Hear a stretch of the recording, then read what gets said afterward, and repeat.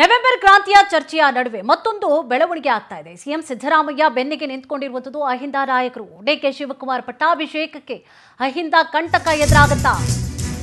November ಕ್ರಾಂತಿಯ ಚರ್ಚೆಯ ನಡುವೆ ಮತ್ತೊಂದು ಬೆಳವಣಿಗೆ ಆಗ್ತಾ ಇದೆ. ಸಿಎಂ ಸಿದ್ದರಾಮಯ್ಯ ಬೆನ್ನಿಗೆ ನಿಂತುಕೊಂಡಿದ್ದಾರೆ ಅಹಿಂದ ನಾಯಕರು.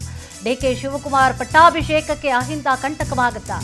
ಅಹಿಂದ ಕಾರ್ಯಕ್ರಮಕ್ಕೆ ನಡೀತಾ ಇದೆ. ಈಗಾಗಲೇ ತೆರೆಮರೆಯಲ್ಲಿ ಸಿದ್ಧತೆಗಳಾಗ್ತಾ ಇದೆ. ಸಿದ್ದು ಪರ ಅಹಿಂದ ಅಸ್ತ್ರವನ್ನ ಪ್ರಯೋಗಿಸಲು ಬೆಂಬಲಿಗರು ಸಜ್ಜಾಗಿದ್ದಾರೆ.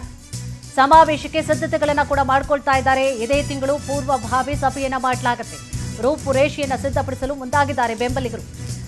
ಒಂದ್ ಕಡೆ ಡಿಸಿಎಂ ಡಿಕೆಶಿ ಅವರಿಂದ ಹೈಕಮಾಂಡ್ ಮೇಲೆ ಒತ್ತಡ ಕೂಡ ಜಾಸ್ತಿ ಆಗ್ತಾ ಇದೆ. ಇತ್ತ ಸಚಿವರು ಶಾಸಕರ ವಿಶ್ವಾಸಕ್ಕೆ ತೆಗೆದುಕೊಳ್ಳುವಂತಹ ಯತ್ನ ಕೂಡ ಆಗ್ತಾ ಇದೆ. ನಾಯಕತ್ವದ ವಿಚಾರವಾಗಿ ಸೃಷ್ಟಿಯಾಗಿರುವಂತಹ ಗೊಂದಲ ಪರಿಹಾರ ಆಗುತ್ತಾ? ಹೈಕಮಾಂಡ್ ಮೇಲೆ ಅಹಿಂದ ನಾಯಕರು ಒತ್ತಡ ತಂತ್ರವನ್ನ ಏನಾದರೂ ರೂಪಿಸಲಿಕ್ಕೋಸ್ಕರ ಈ ಒಂದು ಸಭೆ ಅಥವಾ ಕಾರ್ಯಕ್ರಮ ಇರಬಹುದಾ? ಬಹಳಷ್ಟು ಕುತೂಹಲವನ್ನು ಕೂಡ ಕೆರಳಿಸ್ತಾ ಇದೆ. ನವೆಂಬರ್ ಬಂತು. ಈಗ ನವೆಂಬರ್ ಕ್ರಾಂತಿಯ ಚರ್ಚೆಗಳ ನಡುವೆ ಮತ್ತೊಂದು ಬೆಳವಣಿಗೆ ಏನಪ್ಪಾ ಅಂತಂದ್ರೆ, ಅಹಿಂದ ಕಾರ್ಯಕ್ರಮಕ್ಕೆ ಈಗಾಗಲೇ ತೆರೆಮರೆಯಲ್ಲಿ ಸಿದ್ಧತೆಗಳಾಗ್ತಾ ಇದೆ. ಈ ಒಂದು ಕಾರ್ಯಕ್ರಮದ ಉದ್ದೇಶವಾದ್ರೂ ಯಾಕೆ ಈ ಒಂದು ಕಾರ್ಯಕ್ರಮ ಈಗ ಮಾಡಬೇಕು ಅನ್ನುವಂತಹ ಪ್ರಶ್ನೆಗಳು ಸಾಕಷ್ಟು ಉದ್ಭವ ಆಗ್ತಾ ಇದೆ. ಒಂದು ಕಡೆ ಈಗಾಗಲೇ ಡಿಕೆಶಿ ಅವರು ಪಟ್ಟಕ್ಕೇರ್ತೀನಿ ಅಂತ ಹೇಳಿ ಡೇಟ್ ಎಲ್ಲ ಫಿಕ್ಸ್ ಮಾಡಿಕೊಂಡು ಟೈಮು ಡೇಟ್ ಎಲ್ಲ ಫಿಕ್ಸ್ ಮಾಡ್ಕೊಳ್ತಾ ಇದ್ದಾರೆ. ಈಗಾಗಲೇ ಬಹಳಷ್ಟು ದೇವಸ್ಥಾನಗಳಿಗೂ ಕೂಡ ವಿಸಿಟ್ ಹಾಕ್ತಾ ಇದ್ದಾರೆ. ಈ ನಡುವೆ ಅಹಿಂದ ನಾಯಕರ ಈ ಒಂದು ಕಾರ್ಯಕ್ರಮ ಇದೆಯಲ್ಲ, ತೆರೆಮರೆಯ ಸಿದ್ಧತೆಗಳು ಏನಾಗ್ತದೆ, ಬಹಳಷ್ಟು ಕುತೂಹಲವನ್ನು ಕೂಡ ಕೆಳಿಸ್ತಾ ಇದೆ. ಇದೇ ವಿಚಾರ ಸಂಬಂಧವಾಗಿ ಹೆಚ್ಚಿನ ಮಾಹಿತಿಯನ್ನು ಕೂಡ ನೀಡ್ತಾ ಹೋಗ್ತಾರೆ ನಮ್ಮ ಪ್ರತಿನಿಧಿ ರೂಪೇಶ್ ಬೈಂದೂರು. ಎಸ್ ಸರ್, ರೂಪೇಶ್, ಈಗಾಗಲೇ ಡಿಕೆಶಿ ಅವರು ಪಾಪ ತನ್ನ ಬಹುದಿನಗಳ ಆಸೆ ಇನ್ನೇನು ಈಡೇರುತ್ತೆ ಅಂತ ಹೇಳಿ ಟೈಮ್ ಎಲ್ಲ ಕೂಡ ಈಗಾಗಲೇ ಡೇಟ್ ಎಲ್ಲ ಫಿಕ್ಸ್ ಮಾಡ್ಕೊಂಡಿದ್ದಾರೆ ಅಂತ ಹೇಳಿ ಒಂದು ಮಾತು ಕೂಡ ಕೇಳಿ ಬರ್ತಾ ಇದೆ. ಅದರ ಬೆನ್ನಲ್ಲೇ ಈಗ ಅಹಿಂದ ನಾಯಕರ ಕಾರ್ಯಕ್ರಮ ಕೂಡ ಬಹಳಷ್ಟು ಕುತೂಹಲವನ್ನ ಕೇಳಿಸ್ತಾ ಇದೆ. ಈ ಒಂದು ಕಾರ್ಯಕ್ರಮದ ಉದ್ದೇಶ ಏನಿರಬಹುದು, ಯಾವ ರೀತಿಯಾದಂತಹ ಸಿದ್ಧತೆಗಳಾಗ್ತಿದೆ, ಏನಿದೆ ಕಂಪ್ಲೀಟ್ ಮಾಹಿತಿ?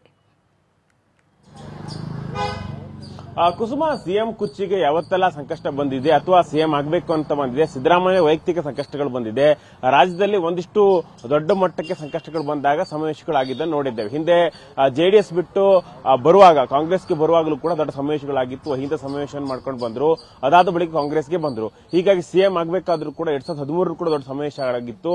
ಅದಾದ ಬಳಿಕ ಚಿತ್ರದುರ್ಗದಲ್ಲಿ ಸಿಎಂ ಸಿದ್ದರಾಮಯ್ಯನವರು ಅಧಿಕಾರಕ್ಕೆ ಬರಲಿಕ್ಕಿಂತ ಮುಂಚೆ, ಯಾಕಂತ ಹೇಳಿದ್ರೆ 2023 ಚುನಾವಣೆ ಮುಂಚೆನೂ ಕೂಡ ದೊಡ್ಡ ಮಟ್ಟಕ್ಕೆ ಸಮಾವೇಶ ಆಗಿತ್ತು, ಅಹಿಂದ ಸಮಾವೇಶಗಳಾಗಿತ್ತು.